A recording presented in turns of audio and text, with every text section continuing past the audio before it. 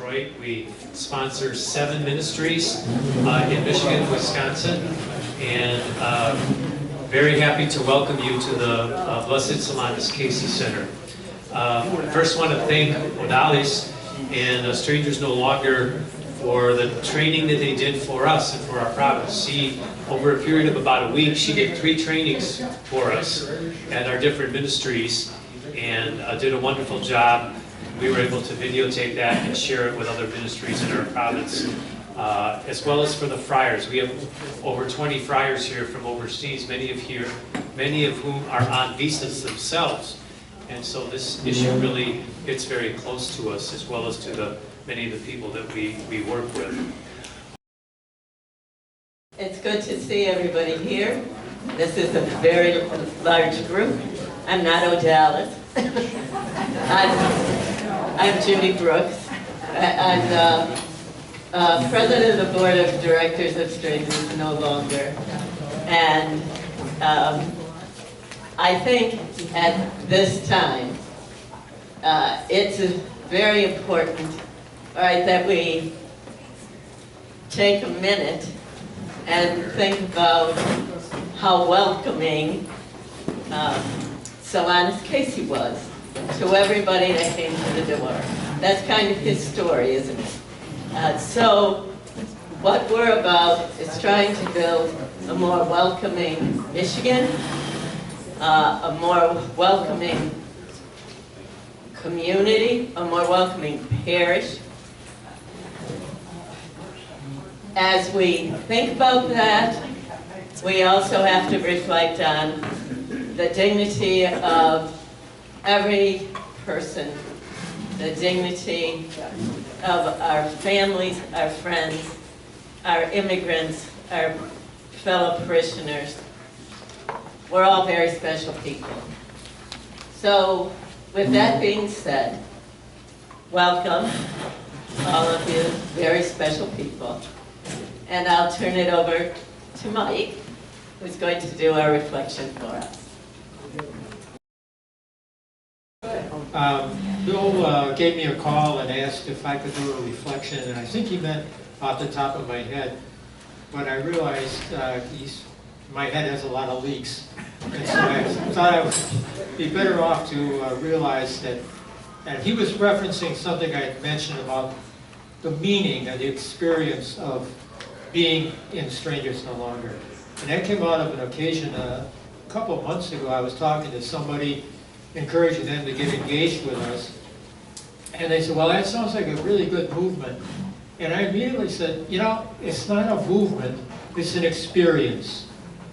And I think at that point, I was channeling something deeper, a reality that we share. And in thinking about it, a lot of that, for me, comes from St. Teresa of Avila. It's one of my favorite authors, but spiritual wisdom teachers, too. So, for me, Strangers No Longer refers not to a movement, but to an experience, to the presence of God, an experience of the presence of God. And I think Teresa of Avila expressed that sense in her well-known prayer poem, Christ Has No Body. And if you take a modern author and quote them at length exclusively, that's plagiarism. But if you're doing so for a mystic, it's channeling. So Teresa and I got together. Christ has no body but yours. No hands, no feet on earth but yours. No car but yours. To drive the ones who were just released from several months in hell and is going back to the place where the nightmare days began. He hopes to get the documents he needs to work and to live and support his family, at least for now. You are the navigator of forms, reference letters and appointments and so forth, on which so much hangs. You are one of the strangers who care and who knows how strong and brave are the family you return to. Yours are the eyes with which Christ looks with compassion on the world, and yours the tongue and the will to speak the truth of gospel love to the blasphemous tyrants and the self-adoring hypocrites. Yours are the hands that provide the backpacks, the diapers, the phone call, money to maintain contact with spouse and children. You're among the souls that may reduce some of the shame of our society and our world. Yours are the smiles and reasons to keep hope with which Christ blesses the entire world all the time. Yours are the hands, yours are the feet, yours are the eyes, you are the body, and great is your reward. Christ has no body now but yours. Christ's own, in which abide Christ and you in Christ. You are the ones which can start to see the crazy, glorious compassion which embraces all. Your heart begins to sense what your faith led you to expect and hope for, that peace which passes understanding. Your life is abundant in ways that make words like having and earning and good or bad, they can't reference. Christ has no body now on earth but yours and those Christ also calls friends. Rejoice in your fear and watch your fear turn into experience and strength. Stay ready for more. Now, this morning, we will begin to prepare to offer some wisdom to the powerful. It should be an exciting day. My name is Bill O'Brien, and my church is Jesu. Where's Bill? Vicky? Billy? Okay. If you look at what I'm going to do an overview. But first of all, I'd like to see if I know there's some new people that have not been here before. So what I'd like you to do is if you could all stand, this is your first time, Laura and Katie back there. Anybody, this is your first time. I got you, Katie. Okay, if this is your first time, we'll get you. Okay, so just who are you and where'd you come from? And Katie, you can start. I'm Katie Love. I'm from Adrian, and our circle is Holy Family and the Adrian Dominican Sisters. Okay, now Adrian is an hour and a half away. Okay, so an hour and a half. Now they have. How many did you have the other night? Third Wednesday night, 60, Kathleen? Something like that, 60. So what we talked about a little bit with Kathleen afterwards is that may become like another hub. So we have assembly of circle leaders here, and maybe we might have to have an assembly of, another hub out there. And it's now is Susan Griffiths here? Is she here yet? Okay. All right, go ahead, Laura. I'm Laura Lorraine. I'm from the Our Lady of the Woods Circle over in Woodhaven. Now, for circle leaders. So circle leaders, what's your role in your circle? Oh, I'm the administrative assistant. I take the notes, I make calls, I do meeting setup and stuff with the police chiefs and things. Right. So their circle leader who's in Boston today has 4 people, and what Nick did is he's just giving roles to people that they're good at. So that is, if you look at the last number 3F, circle leaders becoming organizers. I'm going to spend a few minutes on that. But that's what Nick did. Nick is actually beginning to organize, not just lead a circle, but organize the whole parish. We don't have agendas. Where's Odalis? Okay, there's some extras. My name is Lily Burrow, and I'm with Youth in Action for Immigration. You have a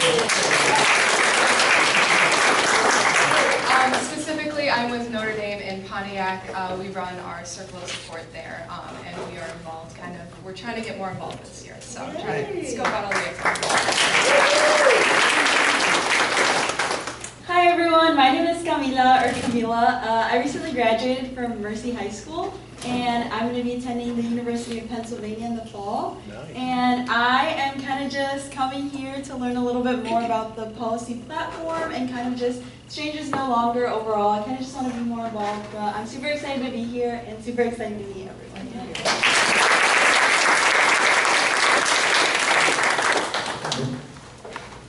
Good morning, everyone. My name is Ellen Ryle. I'm actually a secular Franciscan here at St. Bonaventure, and that's one of the things that we As a circle of support, but we might get that far down the road. Good morning, everyone. My name is Samara. I'm a native Detroiter, and I'm here with my fiance, Jim, who thinks that this is where I should be because I'm from Detroit.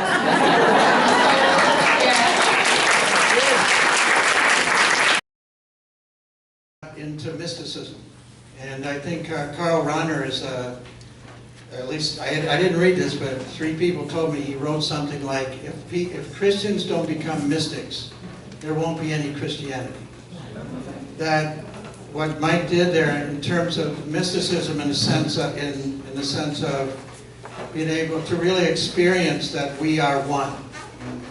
That might be a simple way to say it, but we are one. And that our prayer lives probably will change. I don't know if your prayer life has changed over the last couple of years, but I think mine has. So, and then to be quoting St. Teresa of Avila in this with us, a friend of mine, a Jesuit in Chicago, was in Peru, very active in social justice, and he said the other day, he says, you know, for him to be reading St. Teresa of Avila, he just wouldn't have expected it. He just thought he was reading, you know, liberation theology, but now he's reading St. Teresa of Avila. That the encouragement for all of us to use this time in our lives to really deepen a sense of mysticism, that we are one. So, in that spirit, then number 3A. The Archbishop, the new Archbishop, has actually asked to meet with labor leaders. Now that's fairly new, right? That hasn't happened in 45 years. So for him to, and then he asked us to try to help get him in touch with labor leaders. So it's a bit of a story, but on September 7th, which is Labor Day Monday, at 7:45 in the morning, there's going to be a Labor Day Mass. Now, if those that, you know, there's the Mass for the lawyers, right? Liars is my son, but there's the Mass for the lawyers, the red Mass. Then there's the green Mass for Irish. corporate business owners. Then there's the blue Mass for first responders, I think, and medical first responders. But there's no Labor Day. There's no Labor Day Mass. So this will be a first Labor Day Mass on September 7th at 7:45 in the morning, and he will then, at the beginning of the Labor Day March, he is being asked, and he actually asked if he could give a blessing to the march. Now, I think that I'm really hoping that we turn out for that, and that we get people. You know, 2 years ago we had a banquet, and a speaker from the formerly UAW, Cindy Estrada. She's a union vice president, UAW, but then she's with AFL National or something.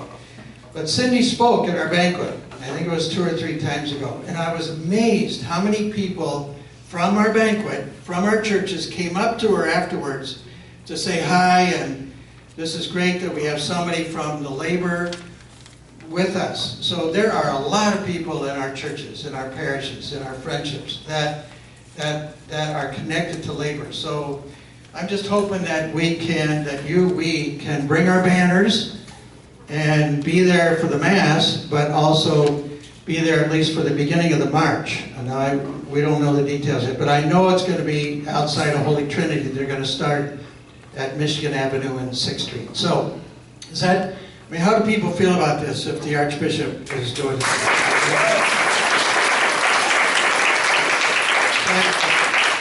You know, I think there's people in the labor movement actually planning the march that are sort of like, what's he doing here? What's this all about? What's he want from us? But so I think there's some skepticism. There will be skepticism. So if we're there to welcome him, help him, introduce him to our friends, I think that'll be a good thing.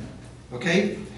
Now, new potential hubs. I've already mentioned that what's happening right now is Donald Trump is helping us.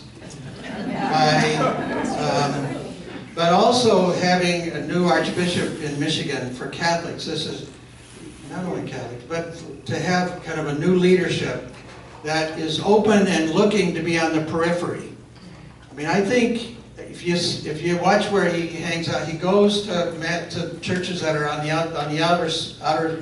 outer limits of the diocese, but he's also going to this labor thing. It's like going to people that don't, you know, they're kind of struggling, that are having a hard time. So I think he went to one of the schools, a couple of the schools, with the youth. So I think what's happening is not only is Donald Trump, but also some new spirit maybe in the church, that we are being led to the peripheries. As Mike said, we're hanging out with people that are having a tough time. And that's what the church does. The other day, out at Adrian, Sister Kathleen and Kate know this, I was talking about how the Adrian Dominicans, about 25 of them a couple of years ago, and I'll bet most of you were there in Lansing when we went and had a lobby day. There were about 25 or 30 Adrian Dominicans, sisters, and it was like a grade school soccer team, you know, where the ball goes, and they all go, but they were going all over the Capitol, and it's like, that's what the church does.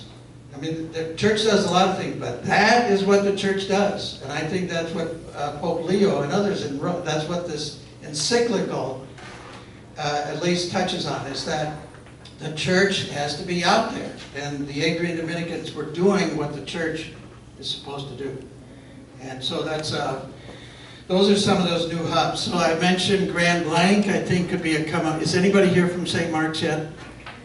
Okay, so St. Mark, that hub is up there in Grand Blanc. There's another one they called yesterday from Newaygo. They're not circle, but they want to start circles up in Newaygo. Does anybody know where Newaygo County is?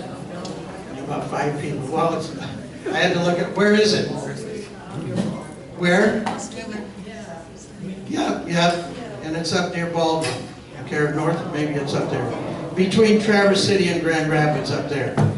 So there's possibility of a bunch of circles starting up there, and then so that's I thought you should know about that. The immigrant women are reconstituting themselves. They've created a new planning committee of 7. They met 2 Sundays ago online with Sister Martha. They're beginning to realize that they're going to not start over. They're going to start, and everybody's going to have a role, like Laura is the administrative assistant for the circle, okay? But, so the women and the men, the immigrants they're having their not their founding meeting, but their refounding on August 16th up in Lansing. So there's 7 of them. So they're beginning with 7, and then those 7 will be making a plan. So it'll be, I think, pretty exciting. Now, challenges. We have some challenges. Glen Mary priest this morning asked, or yesterday said, no, it was, yeah, anyway, what are the challenges, Bill, that you see? And I think for me, the challenge, besides the kind of the grind of this kind of poverty, this kind of pressure, this kind of fear, the grind, you know, 7 years, Mike, right? And some of us, some have, not me, but some have expressed some PTSD, some depression. I mean, that this is traumatic, what's happening. So it's a grind, and so the body of Christ is suffering, which means we too can expect that. The challenge, I think, is that, for me, is that this is an exciting time and it's the time to grow. So when I mentioned Adrian the other night in Grand Rapids, Tuesday, there's an effort to start a whole bunch of circles in parishes in Grand Rapids without a whole lot of support from the hierarchy. Now, it might come, but there's people out there that are saying, let's just start some circles in parishes like Detroit did, or like we did here. So the challenge there is we have 4 staff people, 4. And Father Bursmeyer told me, he said, now Bill, be careful if you expand and you don't pay attention to the circles in Detroit, you're going to lose the circles in Detroit, and you don't want to do that. On the other hand, if we don't have some sort of a statewide movement, and if we're not responding to people in Grand Rapids and Lansing Diocese, Adrian, and Newaygo, if we're not doing that, then we're not really building the kind of voice that can actually begin to move not only the Catholic Church, but also possibly move in legislature. So do you see the problem? We have 4 staff, but we're growing. So I was in California, meeting with a statewide community organizer in a network called Faith in Action. And you can look them up. They're around. They're all over the country. But the California director said to me, Bill, how many churches or circles, where's Bob and Alice, how many circles or churches does one organizer work with?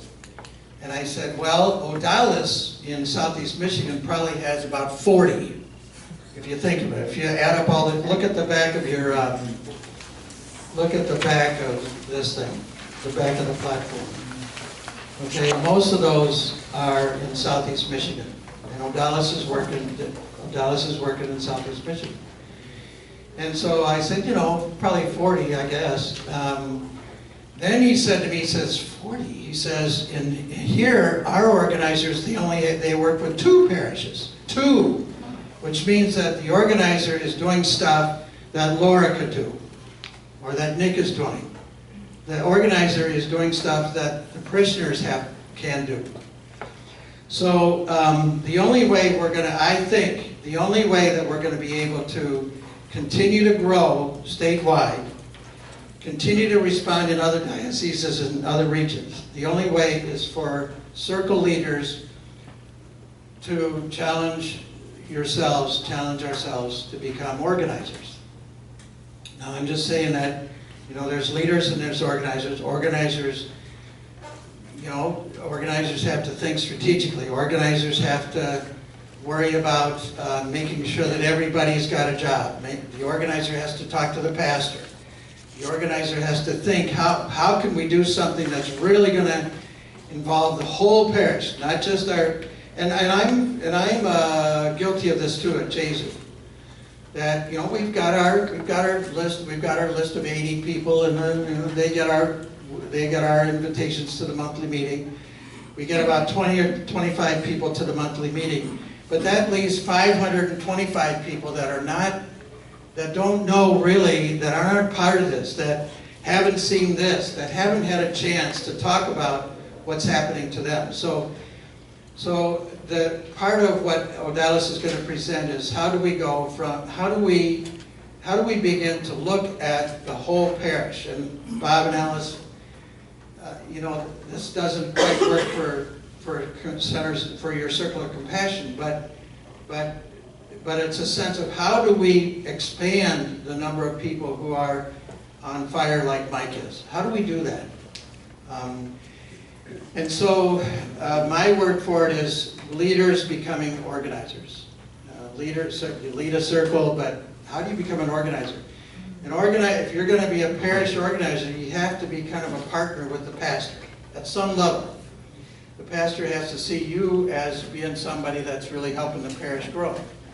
And we have wonderful examples of that here in the room. Of people that are actually Sister Kathleen the other night. Kathleen and Kate, they organized a lot of people. I don't know. Did I already ask you how many people? 65? Yeah, no, a lot of people from different churches, some people that don't go to church, some people that are working with the farm workers, but they began to organize. Yeah, Andy? Well,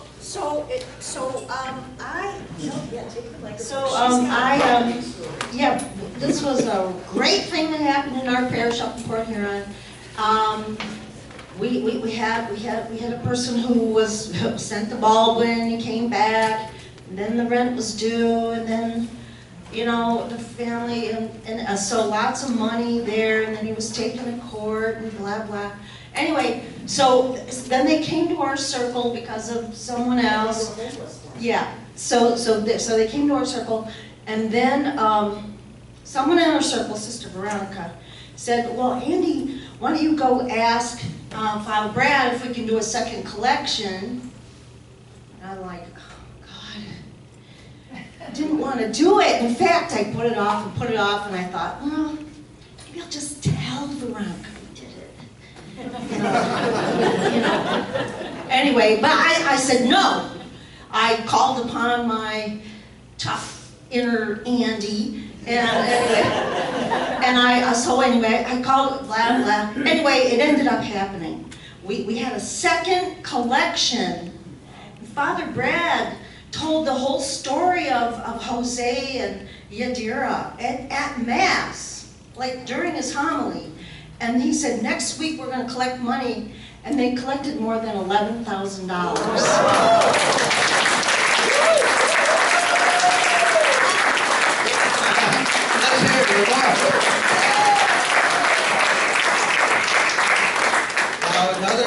Is Christine Greiser here? I don't think Christine. So Christine, another little victory story. Christ the Redeemer, right? Is it Christ the Redeemer in Lake Orion? Okay, Christ the Redeemer. I think it went something like this. Christine, I think, called me about a year and a half ago and said, "Hey, we just had a big program. We had a program that was offered to the whole parish about immigration. They used Just Faith and that." But Christine and probably Grace, but you got in with a staff person. And really, without any help from an organizer, nobody from staff, but they did it. They got, and the whole parish knows what is going on, and enough so that the pastor last summer gave 3 great homilies on a weekend to the whole parish, and it was right down the line. It was because Christine and Grace and the staff person, they actually began to think about the whole parish and getting the whole parish involved, taking up a collection, the whole parish, having an event, which Odalis is going to talk about. So, Christine, what happened? Just tell people what happened Thursday at the Oakland Commission. Christine, come on. One of you. Just a quick, it'll be in the newspaper. Come on, just what happened. So, again, Christine acted like an organizer and took responsibility to go after the Oakland Commission. We were there. Excuse me. We were there, quite a few of us were there. Lots of SNLers were here. I see several of them that were there. And it was my first time going to the commissioners meeting. Grace, my partner in crime over there, she has been there more often. So she kind of told us how it's going to happen. But it was very, there was a lot of cafe people there, and it was a lot of other issues that were brought up. The drones that are flying around Oakland County, a lot of resistance to that. And then the immigration, of course, came up. What we tried to do, there was $400,000 allocated to legal aid, and we wanted, I guess there was $100,000 that was allocated already in January just for immigration, for food aid and for legal aid for immigrants. And but that money's never going to come up for a vote, and it's all political. Like it's actually all Democrats that are in charge, but there's a political. Games going on even within the Democrat Party. And so what we did is I guess, several people have been there month after month. It's been now the 7th month trying to get this $100,000 approved.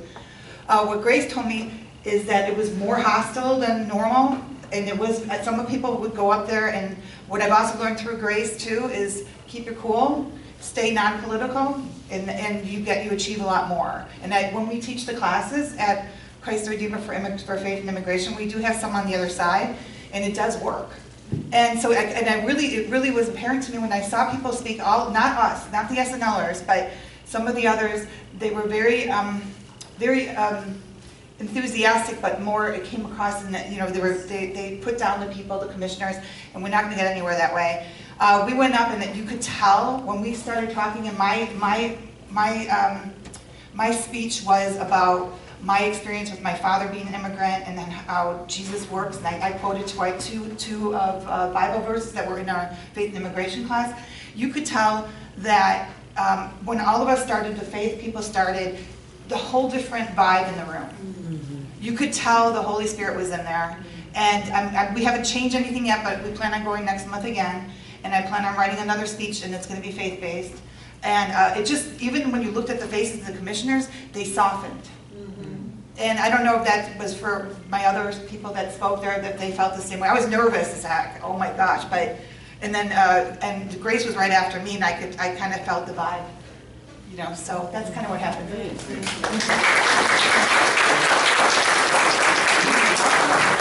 right, so go ahead, Nancy. So they did not release the money? No. That will take a while. The church, now the next step, it seems to me, would be that Kay and the others that were there go to the pastor and see if the pastor wouldn't sign a letter to the same, actually using your speech or something, but where the pastors show the commissioners that this is not just one person from Christ Our Light, Kay Sapara. This is our church, this is our Catholic community that's beginning to move in this direction. So have a vote, at least have the courage to have a vote. Even if the church is not in Oakland County? No, they were all from Oakland County. They were all from Oakland County. But if your church is not? Oh, well, then that's another, you would, yeah. Okay? I would say that there were two strong things in our favor. As we spoke, there were two strong things in our favor. Number one, we were certainly from a church. Okay. But secondly, we were all members of Strangers No Longer, whether it's Catholic-based or not Catholic-based. That was what drew us all together there. It was a very human response needed.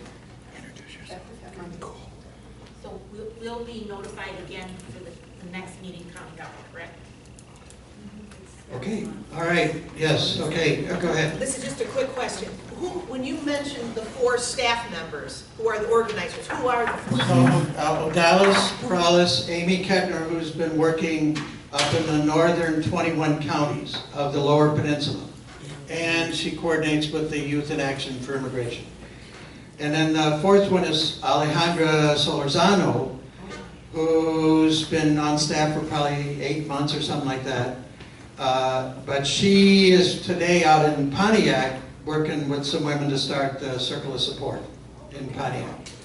Okay? She was there Thursday. Yeah, she was there. So, okay, so the last introduction of another person, this is his first time, so if you just introduce yourself. And then I'm turning it over to Odalis.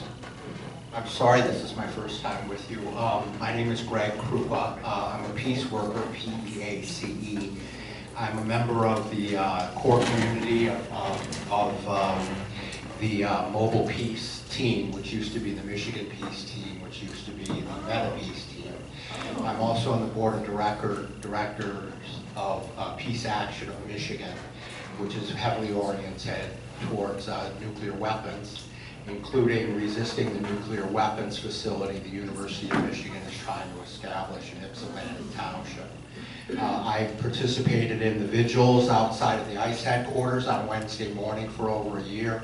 I participated in the vigils at Clark Park at 4 o'clock on Fridays, which is now 9 years old. I've been there over a year. And I'm a 44-year, now retired 44-year media professional on staff at various places. And my brother's a Jesuit.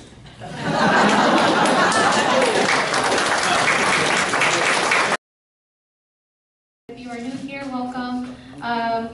So let's get started into talking about our platform. So who was there on June 29th at our Assembly for Hope? Oh, that's awesome. Thank you all for being there. I'd like everyone to give everyone a round of applause because it was a good presentation.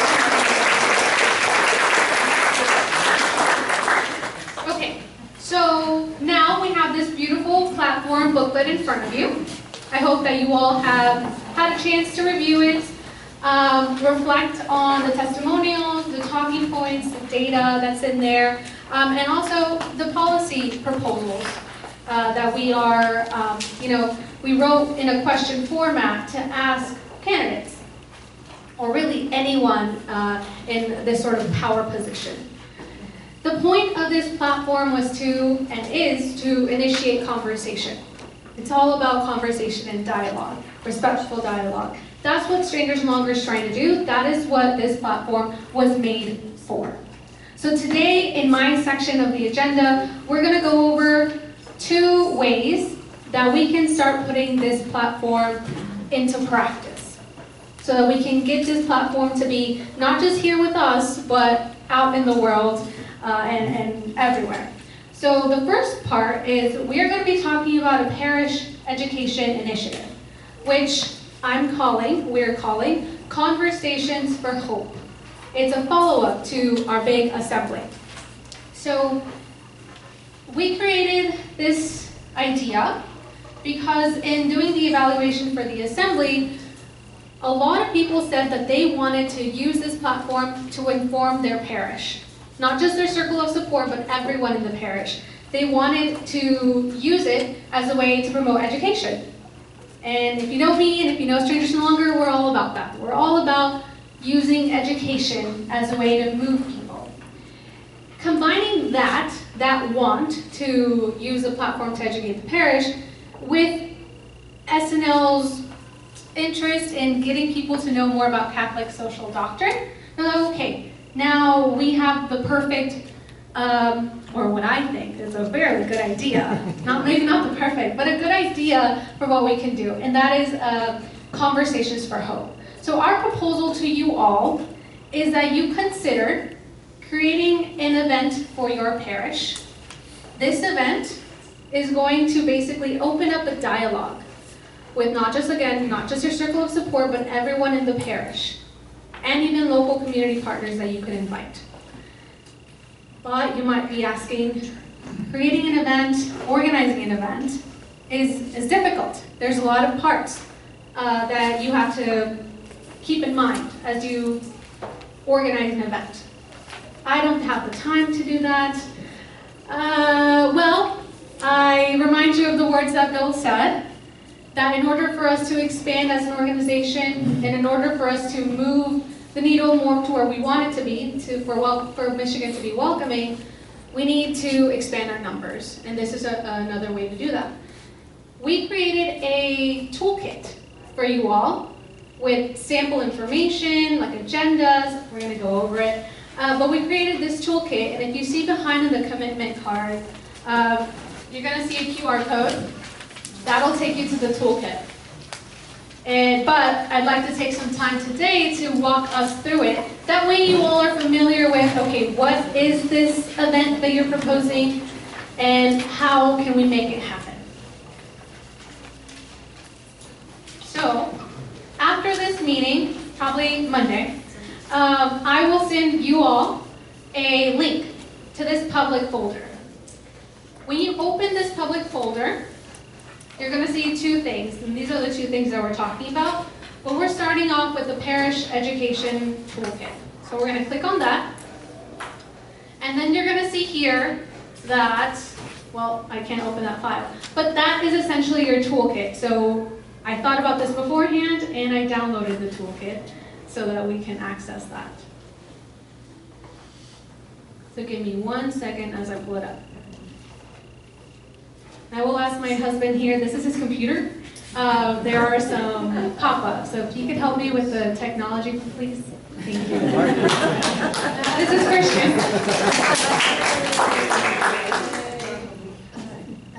Oh, thank you. Thank you.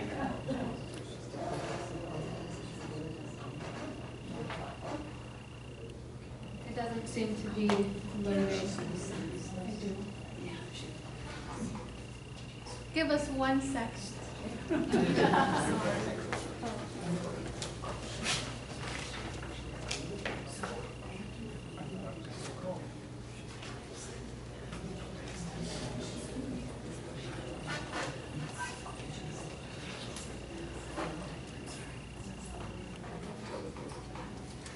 He said to tell a joke or something. I cannot tell jokes. But as he is getting that, yes. I have a question. Yes. Would you like the microphone? Yes. This is my second time at an SNL, and I'm just so impressed with the organization. Question I have is, you know, I read about things that say, you know, we have rights, people who are undocumented have rights, and I see no evidence that rights matter. So I feel so absolutely bottomed out of with discouragement, because we can learn all about the rights, but not when ICE doesn't care or when there's no response. So does it really help if we show up to the court with somebody? Yes. I mean, it helps the individual, but does it help advocate? Yes. Yes. We have an answer, I think, if you would like to respond. Thank you. I'm just going to speak frankly. What the fascist forces in America want you to do is stop doing that. So don't stop doing that. The guy in the White House and all his buddies are hoping that we all get battle fatigue. You cannot get battle fatigue. We're followers of Christ, many of us.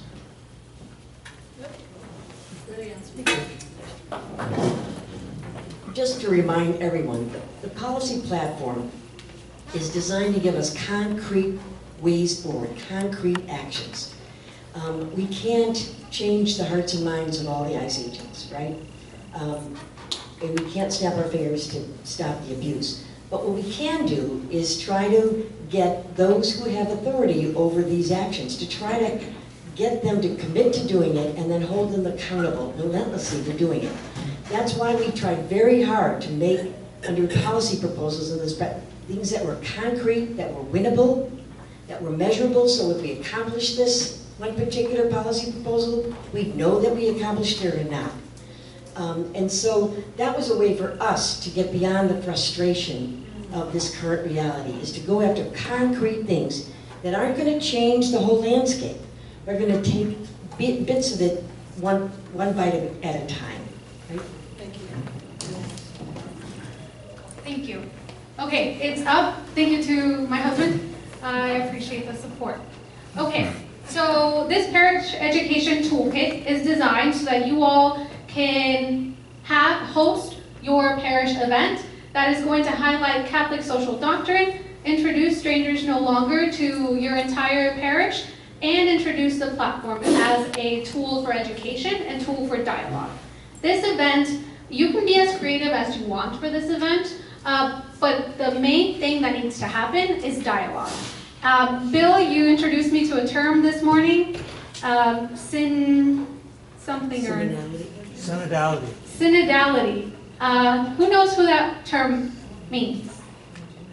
Okay, so a lot of people don't know what that term means. Could you define it? Better ask somebody else. Could someone else define synodality? Just do it. So the Pope Francis started this conversation. It's basically conversations. So I was driving over here this morning thinking a parish event. My image of a parish event is where one person gets up there and talks for 45 minutes. And then people leave. But in synodality, you would actually encourage people to talk to each other, get to know each other. Though I don't know the name of the person that came and who came up there. But yeah, what's your name? Rita, Sister Rita Blade. Okay, so that kind of, we're depressed, we're discouraged. Keep on going. It's that kind of dialogue. And frankly, if somebody says, look, I don't want to have too many people coming in, have some dialogue in the parish, so that a couple of weeks ago I noticed the Pope called all the cardinals together from all over the world. All these men, they were all men. At least I didn't see too many women. So, but what he did is he had very conservative cardinals sitting with liberal cardinals. So he actually created the tables. He actually had them so that they had to talk. They had to listen to somebody else. So that's something about synodality. Anybody got an addition to that? But that's my sense of synodality. Now, people who want to control everything, and there are bishops, there are pastors, there are organizers who want to control everything. If the Spirit is starting to move in the table, the control goes out the window. So there are, hierarchy, some bishops are afraid of this kind of thing. What happens if people really start to do what we're doing, I guess? Along those lines, I asked Father John his definition of synodality before he left, and what stood out to me is that he said that you have to be very patient in these conversations. You have to understand that there's going to be different viewpoints, different perspectives and opinions, and you have to be very patient, but you have to keep that conversation going. So, like I said, the purpose for this toolkit and for these events is to ground participants in Catholic social doctrine, introduce the organization and the kind of work that we do, get support for our platform, share stories from immigrant communities, and invite parishioners to take action. That's where that platform piece comes in. So I try to be as detailed as possible so that if you have any questions, the guide will answer those questions. But if at any point when you are thinking about this event and perhaps having one at your parish, any questions, you can feel free to ask me and I can help you with an answer. So we estimate that these conversations would be about 75 to 90 minutes, but again, it is really open to what you all decide in terms of your planning. So we start off with a table of contents. So each of these links is going to take you to its individual document. For example, we have created a facilitator's guide. So the person who has that role of being the main facilitator of the conversations, the organizer, they are going to have a guide that basically tells them what they should do before the event, during the event, after the event. And we'll go through all of these. But these are all of the already completed files that are available to you in your preparation for this event. So the toolkit itself has these documents hyperlinked. Now we'll go over through really fast through each of these things. So the facilitator's guide thanks you for facilitating, and it's not just one person that has to be the facilitator. This could be more than one person, however many you want. It gives you reminders that, again, this is a group. So the way that I envision, if I were to host an event for my parish, it would not be someone standing up on a pedestal or something, talking down to people, and that dynamic isn't what we're going for here. We're going for more circular arrangements where people can see across from each other and we can have a group discussion. That's the way that I envision the setup. So it reminds facilitators that we are reflecting on our faith, and the call to welcome the stranger. We're learning about the platform. So just reminders to keep you thinking about the event. And that the goal, at the end of the day, is relationship building with your fellow parishioners and education about SNL, about the platform, and about how to take action beyond. So before the event, we are asking that you all meet with the stakeholders. So who is going to be a part of the planning? Who is going to make this event successful? Of course, you're thinking, okay, if I were to have this event, I first need to talk to the priest. Because without the priest's support, maybe it won't be as successful as it can be. So I want you all to start thinking about who it is that you are going to be talking to as you are considering this event. And actually, that's what the commitment cards at your tables will ask you to do. We'll take time to do that after we go over this toolkit. We have also created handouts and materials for you all to use. That way, you don't have to go and create your own thing if you don't want to. We have ordered 3,000 copies of our platform booklet. So you all will let us know once you start planning your events about how many people your target goal for attendance is, and we will give you that amount of booklets so that you can disperse and distribute those, the platform. We also have created presentation slides, that way you all can have a flow to the agenda to the day of. And we have handouts, including a Catholic social teaching overview sheet created by Father Birschmeyer, as well as an FAQ sheet for participants, especially for participants maybe in your parish that don't understand maybe what the issue is or why the Catholic Church should involve themselves in helping immigrants. Those kinds of questions are flagged in this FAQ sheet. And then a sample action card. And we remind people that they don't have to memorize all of these things. These are handouts that you can give out. The goal is to keep the conversation flowing, to be respectful, and to focus on that relationship building and dialogue piece. These are some of the things that we think that you all should consider whenever you are starting the prep for your events, such as reserving space, testing equipment, things like that. During the event, we ask that you create and maintain a welcoming environment for everyone, going back to the synodality. There we go. And then during the event, maybe some sample phrases that you can say to welcome people, opening with prayer. We even have a sample agenda for you. So we're trying to make this as easy as possible, but again, reiterating the fact that your creativity is welcome in all of these events, and you are the experts of your own parish. So you will know what will work, what might need tweaking, that kind of thing. I'm gonna briefly I'm gonna skip some of these things because I feel like once you all have the time to really review the toolkit, you'll know exactly what's being said.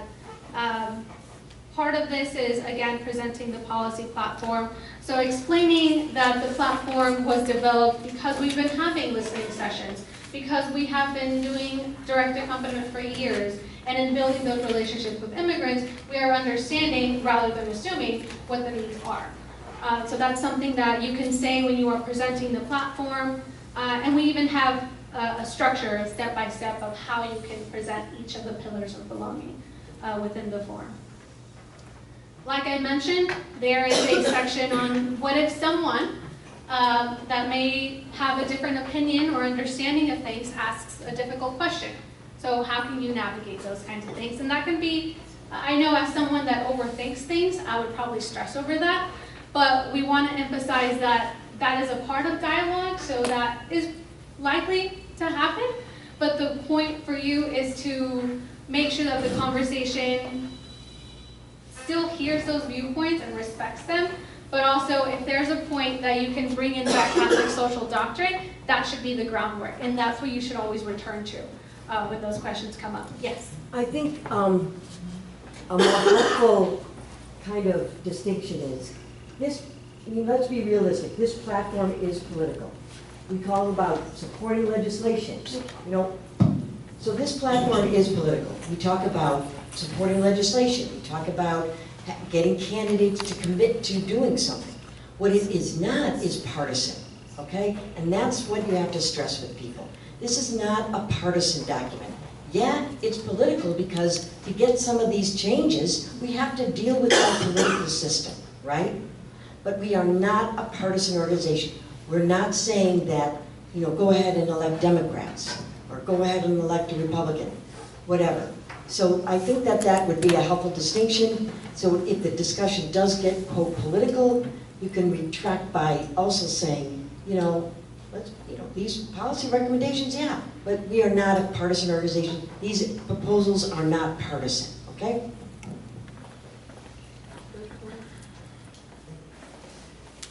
And after we go through all of these, there will be a question and answer section where you all can ask any questions you might have left about these parish education events.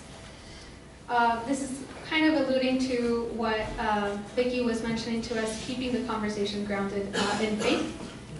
And then ending it with inviting action. So what are the ways that they can engage with Strangers No Longer, whether that be to join your circle of support, hosting another parish conversation, because it will likely be that the conversation won't stop there. People will continue to have questions. So how can you lean into that momentum of people being curious? We will have you can invite them to use the platform. Now they have something physical that they can go out and take to initiate conversations of their own, whether that be with candidates or with current elected officials or really anyone that they would like. And then a closing prayer. That's basically the overview of the event. Of course, after the event, just some reminders that you all can send as organizers. Again, this is a toolkit because you are becoming organizers within your parish, and you are helping Strangers No Longer expand. You are leading that expansion, essentially. So, roles, there's another sheet, roles and responsibilities. This is where you can use this form, this file, to help you think through, okay, what and who should I be recruiting to help me get this event going? So it includes like people who will be in charge of location, who is going to reserve the space, who is going to help arrange the room. We have people that could be technology leads. So it just walks you through exactly what you will need to make this event successful. And there might be some things that are not covered there, but as the needs come up in your conversations, feel free to make the changes as needed. We have also an event checklist. That way you all kind of have a timeline as to how this event should be planned and should happen. Starting, say, 3 weeks before, establishing roles, reserving the space, talking to your parish leadership to make sure that you can have it at the parish, that kind of thing. And then we even have outreach materials. I have learned a lot from working as a staff member at Strangers No Longer. That turnout is one of the biggest, if not the biggest part of making an event successful. So we have some materials there, some messaging that you all can use to conduct outreach, both within your parish and also with community partners. Because we want, if you'll see in the back side, so this is a new version to the platform booklet, because on the back, now you're going to see all of the names of the circles of support that were present at the June 29th assembly, and you're also going to see the community allies that were present and were vocal about their support for the platform. We would like that community allies list to be much longer. So your parish event could be a way for you to invite very local organizations or agencies to come and learn about Strangers No Longer, about Catholic social doctrine, and about the platform itself. So it's our way to bridge and make connections with people outside of our parish too. So you'll have outreach materials, and like I mentioned, we also created a sample agenda for you. What is this event even going to include? So it starts off with the welcome. Make sure you take time to do introductions, because you have to be very intentional about building relationships and knowing the people who are a part of your parish. Set the tone for why you are here. State the purpose for the event, which is really in the name, Conversations for Hope. And setting community agreements, making sure that everyone that's a part of the conversation understands that they should be respectful and understanding when it comes to having this constructive dialogue. Then you can spend time on who is Strangers No Longer and what do we do, and of course you all as circles of support have an understanding of what Strangers No Longer does, but if you need any support in that section, we are here to help you out with that. Then you can go into Catholic social doctrine. Maybe a lot of your parish members don't really know what that is, or need a refresher reminder on what the pillars are when it comes to Catholic social doctrine. And like I said, Father Birschmeyer has a really good overview sheet that I learned a lot from, and that is made available to you in this folder as well. So you can discuss, we also have discussion questions that you can use to initiate, but you can create your own. So right here, an example question could be, after you review the overview sheet, you could say, how does our faith call us to respond to today's immigration challenges? And use that as a way to open up conversation. I keep using the word conversation, it's intentional, because this is what it's all about. After you talk about Catholic social doctrine, you can move into the platform itself. Introducing it, again, like we introduced it at the actual assembly, where we said we have been having listening sessions, we did a community survey, we have years of direct accompaniment that shows us that these are the most urgent needs. These are the things that people care about and we want change. So it gives you more reminders of what you can say, you can read the preamble, and then you get into the nitty-gritty. You have people walk through their booklet, starting with the first pillar of belonging, that families should be together, not forcibly separated. You give them the key message. You can include what exactly you want to say out loud. And you ask them a discussion question. How do they feel about this issue? What stands out to them? And you end that specific section by letting them know that there's an action, that there's a question, that we are asking people with legislative power. You do that for all of the pillars of belonging. A reflection, we're inviting more table discussion, and then we close. So I don't want to go into it anymore because I think that's enough for that. If you follow the QR code, you will see all of it spelled out for you. Again, I will also send this in a follow-up email to everyone that was here or even couldn't make it. Now I'd like to open it up for questions. Thank you. Some time ago, in September, I put a flyer out, and we had a ministry sort of fair at our church, and I put a flyer out, and it had something to do with Strangers No Longer. And the next table to me, so I'm in charge of the intercessory prayer group at our church. What church? St. Clair of Montefiore. Oh, okay. And the table next to me was St. Vincent de Paul, and the newer leader was there, and he looked at that flyer and said, looked at Strangers No Longer heading and said, weren't they involved in a scandal or something? And I didn't have time to talk to him, and I haven't been able to connect with him, and I have some presumptions, maybe wrong about him, and our parish is fairly conservative. But I was wondering, there's no St. Vincent de Paul as community allies here. Has anyone reached out to St. Vincent de Paul? It says every parish practically has a St. Vincent de Paul society. That's a great idea.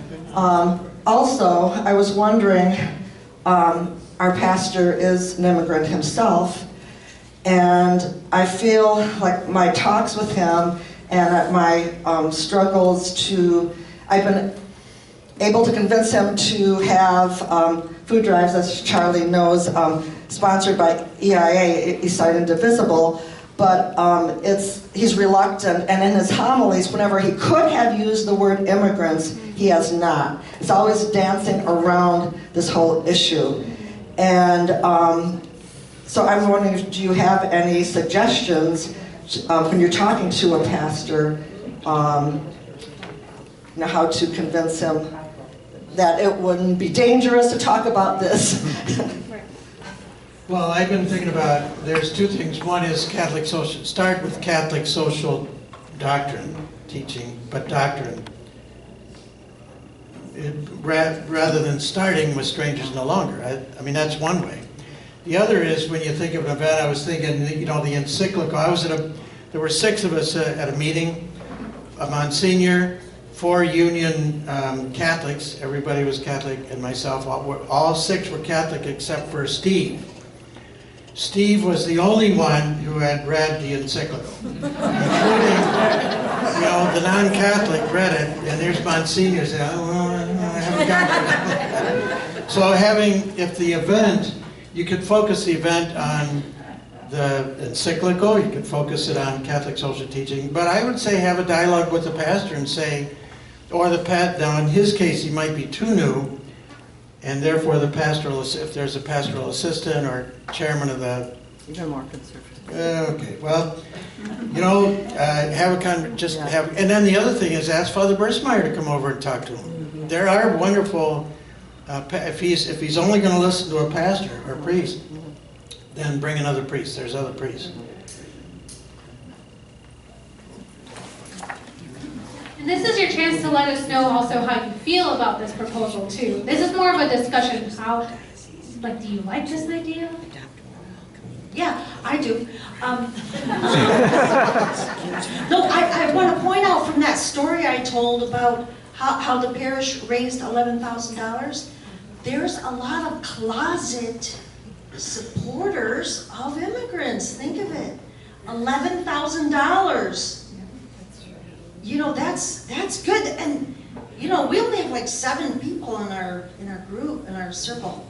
The other thing I want to point out is what popped in my brain was I could envision having like, call them conversation nights, 3 different, like once a month during Lent or something, you know, some kind of thing like that. 3 conversation nights. Yeah, that's my idea. Okay, all right. That's a fun one. This creativity is welcome. So my question is in regards to what you talked about earlier, I think Bill did, regarding, let's say, labor unions, right? And so I belong to the Detroit Federation of Teachers.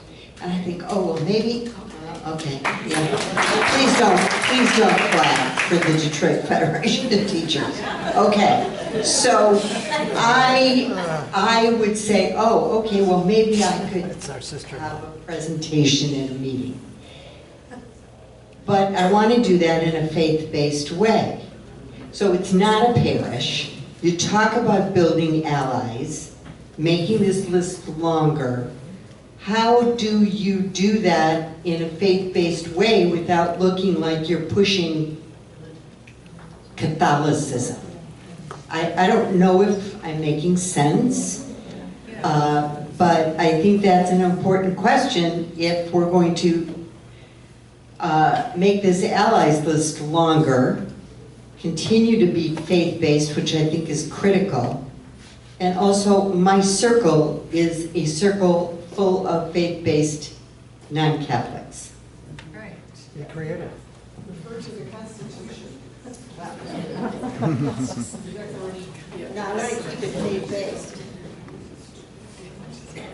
I just want to say that there's been a call, actually, to the board, of which I'm the president, that we consider broadening our mission statement so that when people read the mission statement, they don't say, oh, this is a Catholic organization. But because over the past year, we've kind of exploded. All right, so that we do have Episcopal members, Jewish members, all right, many non-Unitarian members, I don't know, Lutheran members, all right, people doing all kinds of. However, I think the thing that is common in all of that is that we're faith-based and we recognize the dignity of every human being. So the bottom line is, where did we start? And we were founded as a Catholic organization. All right, we get money. Some of our funding comes through Catholic organizations. So we have to recognize that. However, I just want you to know that our spirit is to continue to expand, to continue to broaden our vision. And as president of the board of directors, I'm working on that.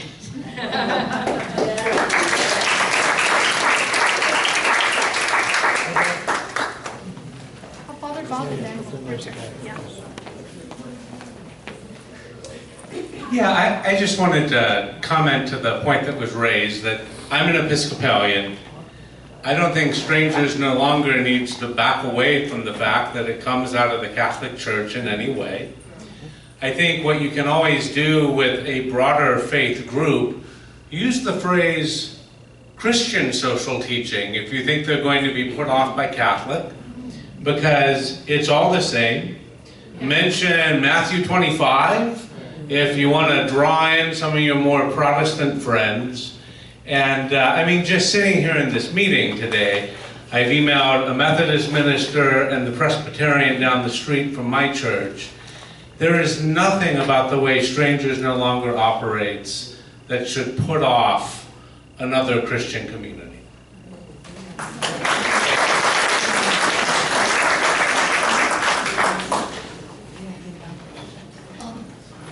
As far as reporting out back to the main four here, do you have KPIs you want us to track as far as people who may not be comfortable sharing their public or private information, that data collection, things like that?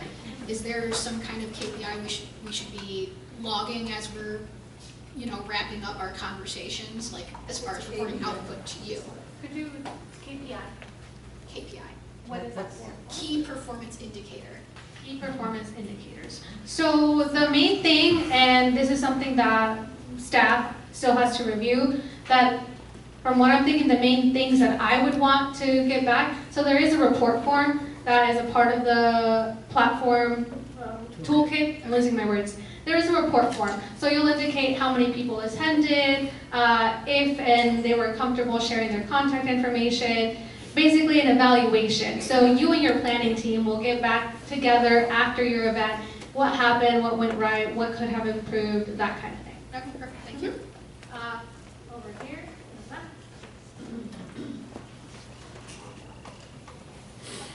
I guess my first question is there a way to connect in with some of these other groups or parishes who are having these events? Is someone who may not be as well versed or understand these kind of help me maybe to attend someone else's event to see how it goes, and then so there's a way to kind of connect in to do that. And I guess the other thing is, once you are maybe having these events, what's kind of the follow-up action? You know, if you have a parish that's really active, really wants to be involved, what's happening after that? What are the next steps?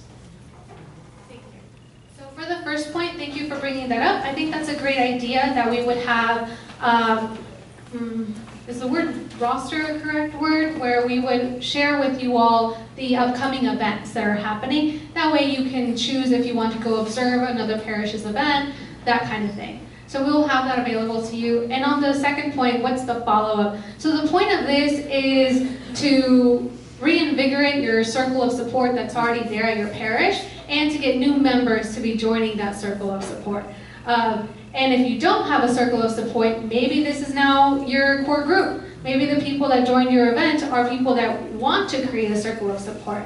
And then that would lead into, okay, what is a circle of support? So if anyone would like to give a little overview on that, that way you can know a little bit more about what a circle of support is. Does any leader want to share a little bit of on that?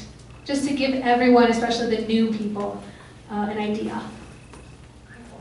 Oh, you have a question? Anyone? Sure. Okay. Let's go with Christina for now, that's okay? I just saw her first. Here we go, Christina. Thank you. Hi, I'm Christina from Christ the Redeemer in Lake Orion.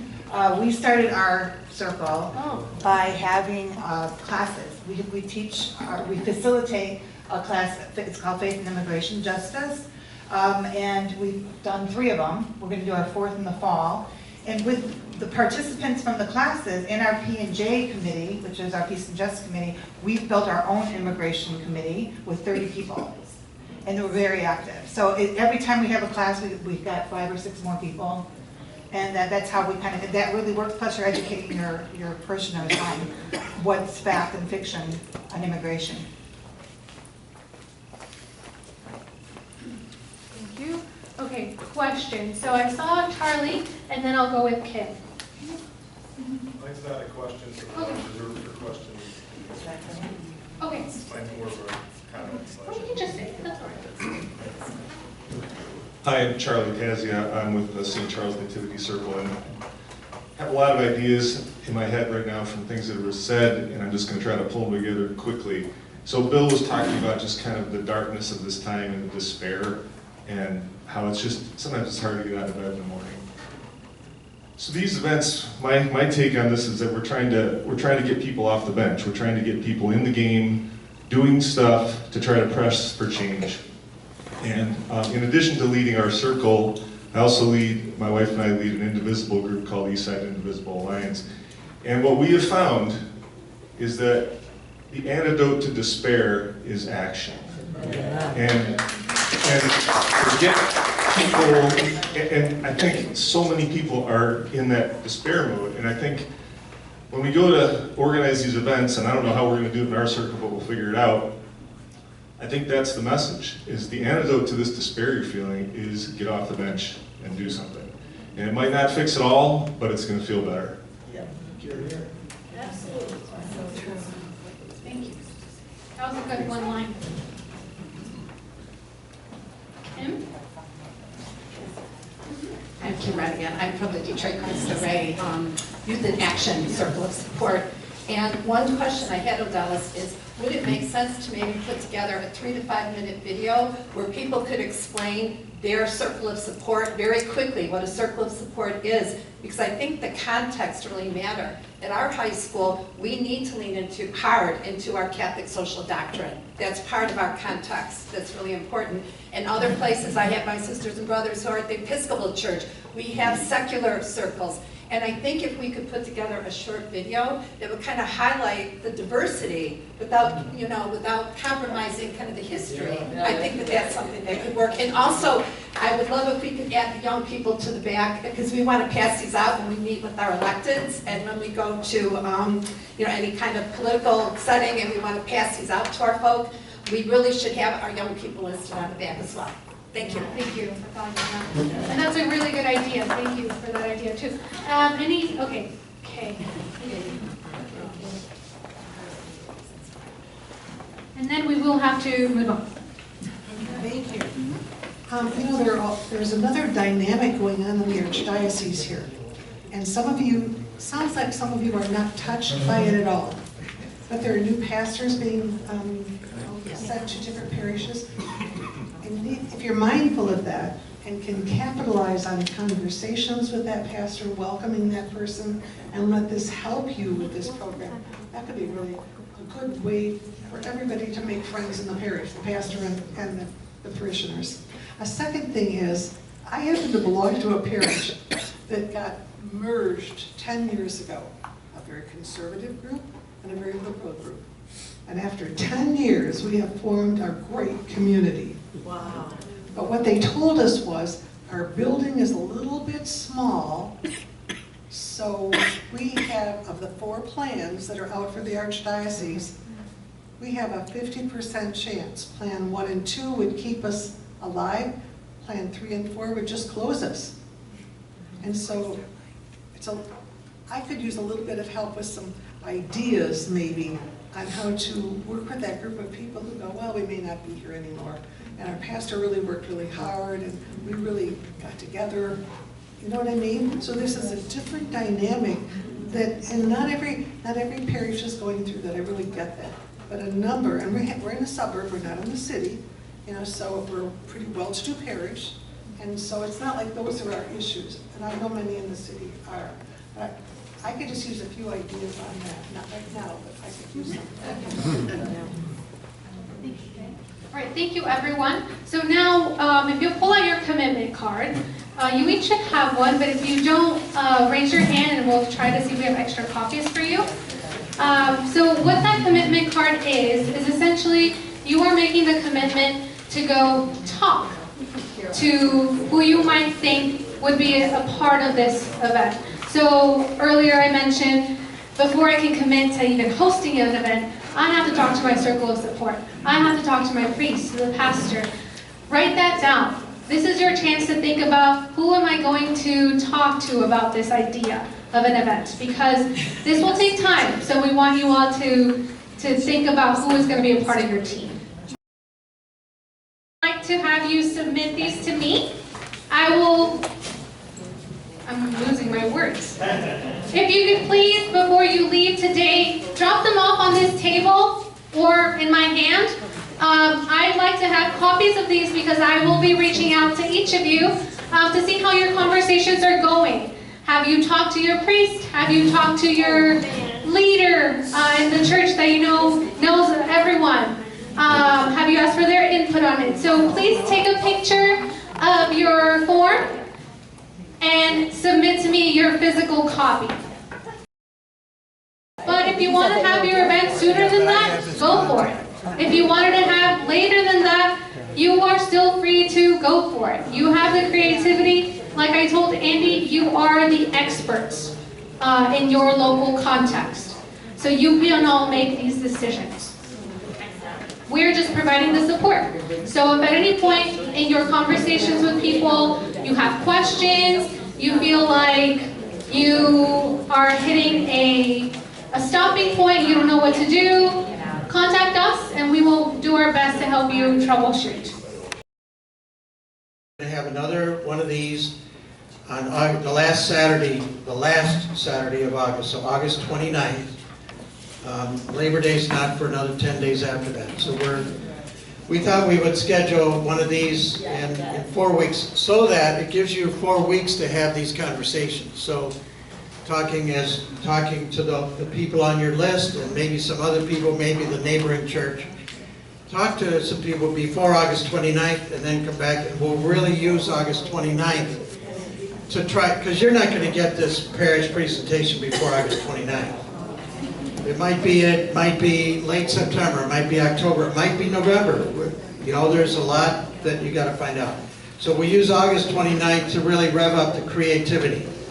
So is that okay, August 29th? Now the nice thing about August 29th, it gives you 10 days to learn the latest about this Labor Day Mass. So we're going to, you know, we'll just make sure that we're having a good support for the Labor Day Mass with the Archbishop. So right when I first started my section of the agenda, I let you know that we're going to talk about 2 major things, one of which was the parish education toolkit and this proposal for a parish event. Now we're switching over to candidates and actually meeting candidates and using our platform to go open for conversations with them and asking them about our policy proposals. So what you should all have in front of you is a 10-step guide to meeting with politicians. That be candidates or current elected officials. If you don't have one, raise your hand and we will try to get you one. Okay? It should be a one-pager that looks like this. If you notice that there is someone, there's an empty seat by you and they're not using that document, could you all please share it with someone raising their hand?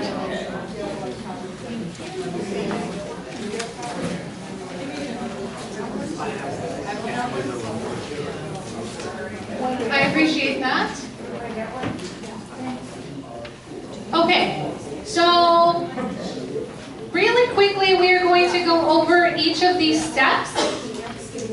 So your first step in meeting with a politician is forming a team.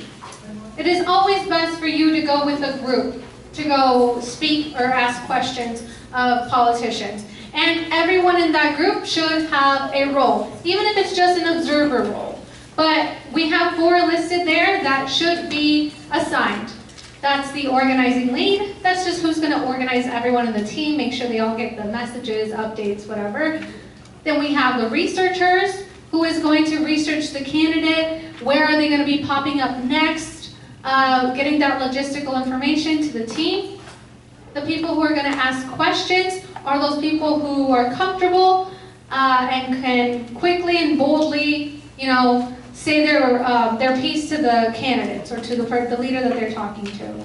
And lastly, we have the recorders, the people who are going to document, either by taking video, taking audio, or writing it down. So whatever the candidate said in terms of your ask, or even if they said nothing, these are the people that will document that.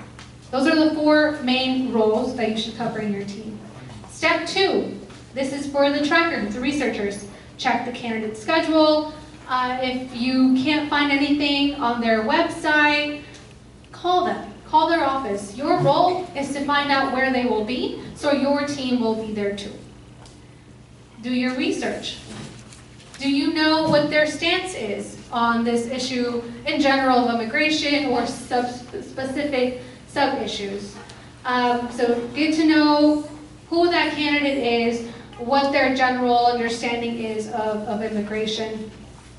And then make sure to review the platform. Make sure you know, especially this is for the question askers, make sure that you know which of the pillars of belonging you are going to focus on. It might be the case that one question asker gets one pillar of belonging, another question asker gets another, and then when you show up to the event, one question asker sits on one side of the room, the other one sits on the other side, and then maybe you both have a chance to ask your question. Make sure to arrive early, and then there's a little bit more information there. Ask your questions early. Of course, speak slowly and clearly. You all are representing Strangers No Longer when you attend these events, so make sure, and I don't have to remind you all, but to be polite and to make sure that you are speaking calmly, but assertively. It's kind of like you're meeting with your local police chiefs or county sheriffs. Who has done that before? Okay, so a good amount of people in the room now. One, yes, claps for that because that's a big thing to do.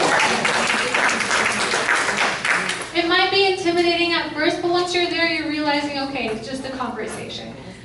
So that's kind of the same sort of sentiment we have here. Of course, recording your interaction and writing down the responses and telling us what you have learned. Just like in the toolkit, you'll find a report form. You'll also find a report form for when you have your meeting with the candidate. So you let us know how it went. That way we can share that information with everyone else. Okay?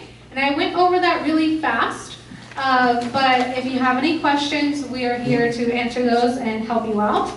But now, I would like people to think about who it is that they want to go meet with. Yes, Bill. The way we set up this meeting was that we're focusing on the parish, your parish education. But we know there's people that want to start thinking about how do I get after the candidate for governor? How can I go? So there are people, right? So not everybody's going to be ready to do this, but if somebody's ready, let's get started. Right. It isn't mandatory for you to engage in these conversations. It's just we are here to provide the resources if you do want to. And we're taking the time to do that right now. So who would like, or does anyone want to voice out loud who they want to go visit? And then we're basically going to create little teams of people who would want to also go. Again, it's not mandatory. It's just if you'd like. So because we're in an election season now, I think it's important to look out for candidate forums.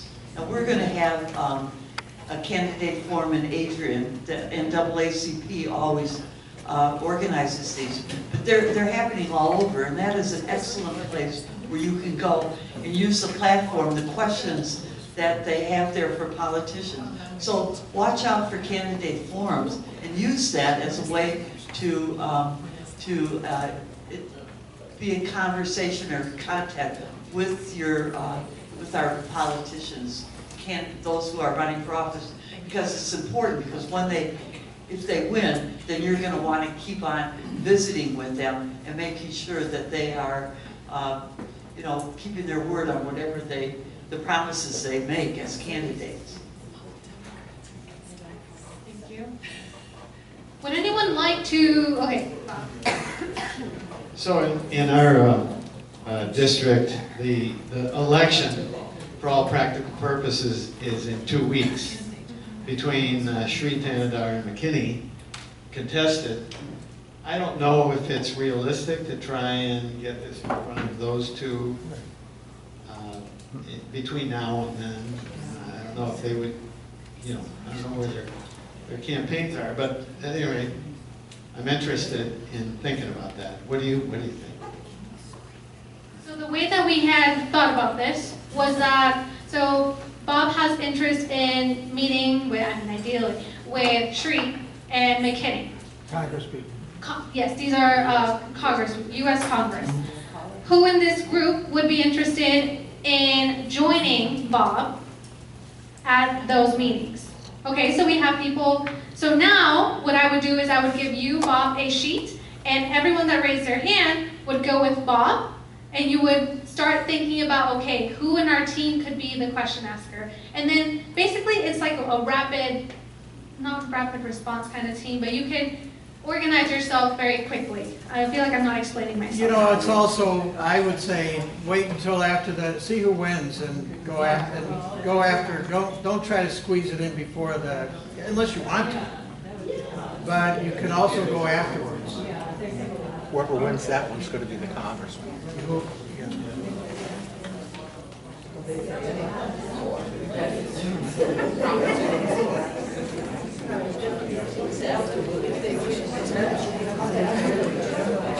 Another thought, everybody, another thought about the Donovan McKinney-Sri Tinadar thing is, you're right, in a lot of places the elections where they might be determined just by the primary, if you have candidates like maybe Sri and Donovan who might both say we're really into supporting immigrants and ICE is bad and this is a moral imperative for our time and we should be better as humans and community and all that, and Americans, maybe you could offer, we want to put together a rally for you or an event, or we want to help do a press conference with you.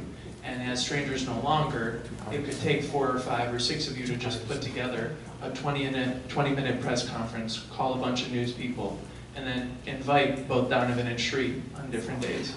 But put together something small and quick to be like, this is Donovan making a statement in front of ICE headquarters with Strangers No Longer helping, and then the next day, Shree's making a statement in front. So now you're building political power, and you're the go-to source because you help them look better.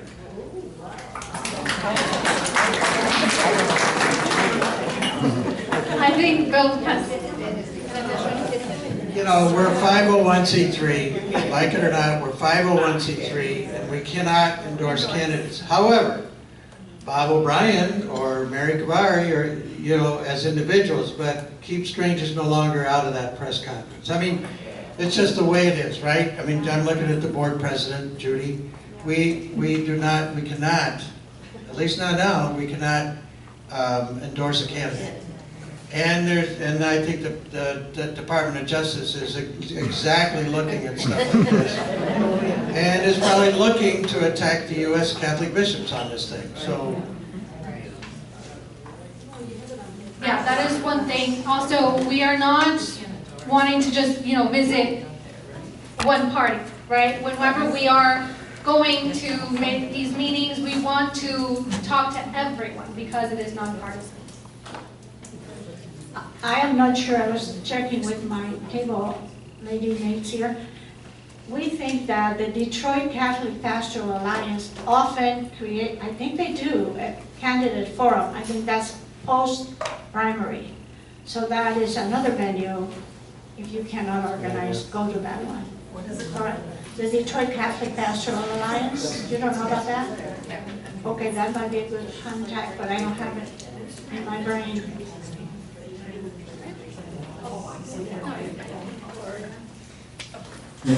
Just in terms of strategy, I know we think most people share our mission, but I think if you're planning, and the outline here is really good, the talking points, except it says, if you don't know where the campaign is going to meet or something, contact the campaign manager or the office staffer.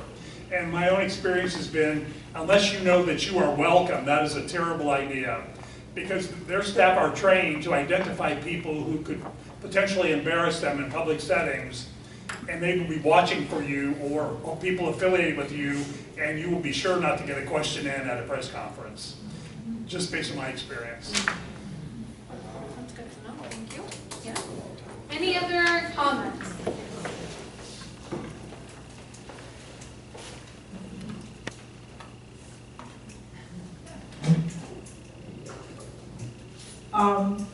As somebody who's worked in nonprofits like my entire career, one of the things I know is that you're so right about not supporting candidates or endorsing candidates. However, 501c3s have some limitations and structure around what is called lobbying. And lobbying is basically asking an elected official or trying to influence an elected official. So I think it would be good, and I think Odalis is well versed in this, for us at some point to have a training for some of us so that we know, you know, what the limits are and what the line is, because it's not that you can't do it, it's just that there is a limitation on what portion of your budget can, or time, amount of time or something can be spent on these sorts of activities. And so some of us, you know, should be well versed in that because, you know,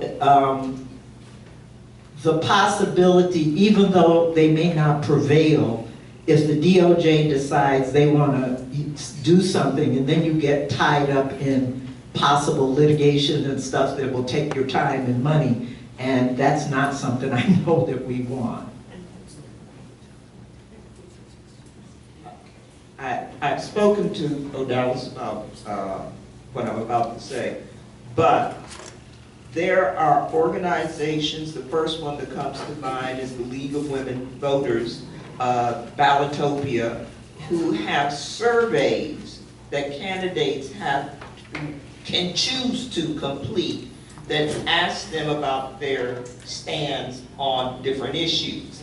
And I think that we should approach the people who are composing these surveys to make sure there's some very rich questions around the issue of immigration on those surveys.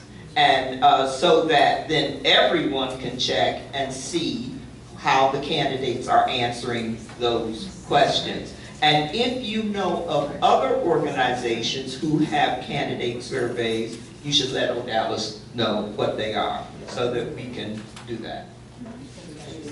A very good idea. Thank you. And Linda? Okay. Bill, how are we on time? We're out. We're out.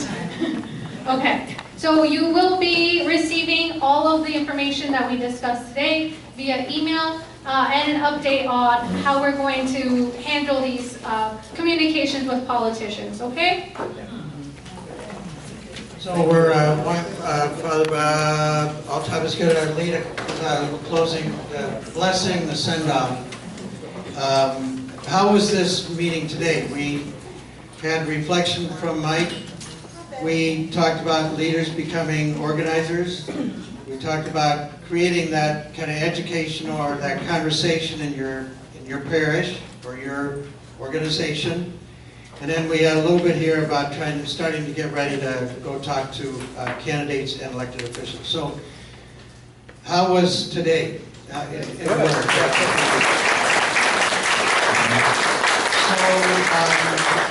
Why were you clapping? Why do you think it was okay? I thought it was a phenomenal experience of sitting and talking with different people who also support my values about the human dignity of all persons, particularly immigrants, and it was instructional, so thank you. Okay, Laura, this is your first time. How was today? I appreciate the opportunity to hear viewpoints from members of the community who have been doing this for many years. This is my first ministry, so I kind of have all of the motivation and none of the direction. So I appreciate the experience and testimony of people actually having been doing this and seeing that, hey, I'm not going to explode if I, give a cop a phone call, So thank you for letting me learn from you guys so that I'm more confident to do it myself. Mike, you've been around for a while. How was today for you? How was it for you? As always. Mike Klein. I will say full. Too full? Too full. We could have been here for another 2 hours, but it's a great start. It's just a lot. We covered a lot of ground in a short period of time. Okay, all right. Anybody else? Alice Mason, how about you? How was today for you? Inspirational. Because? Because of everything that's happening, you're teaching us how to go about reaching out to others and faith-based way. Okay, thank you. Yeah, I really liked it because I thought we modeled conversations. It was very participatory instead of one person talking. We modeled what we're hoping will happen in the parishes. Yeah. And Mike, that was tried to be that was a major focus, visiting the candidates. Some people are ready to go. So at least, okay. Yes, back in the middle. I want to thank whoever worked and put this policy platform together. This is so well done. Yeah. I'm very thankful.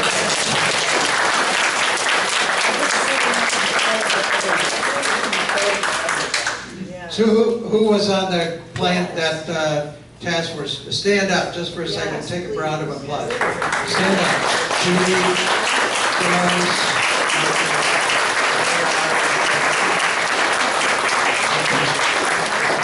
All right. Yes, Christine. Did you mention or Charlie mentioned the next Oakland County Commissioners meeting?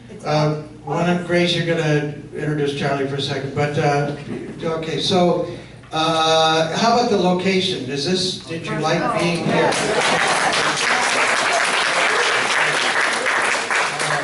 So before the closing, so August 29th. Should we try to do it here again? Well, Alice, you got the magic touch. So, and there's secular Franciscans here that could help you. Okay, Father Bob, but Grace, come on, you wanted to introduce somebody. As Christina told you, we went to Oakland County this week to speak to the commissioners, and we have one here, Charlie. This is Charlie. He is basically phenomenal. Got us involved in going to the county and working with them, and if anybody else here would like to do that, please talk to him, and he'll give you wonderful ideas of points on what you can talk to about and how to talk to the commissioners to keep their attention. Thank you. Thank you, Charlie.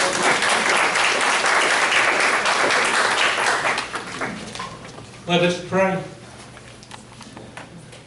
Gracious God, you have no body but ours. Give us the hands to lift up others, the arms to embrace the strangers, the feet to approach those we may not know in love, heads for wisdom, and hearts for compassion. And may the God who creates us, who loves us, and who guides us be with us now and evermore. Amen.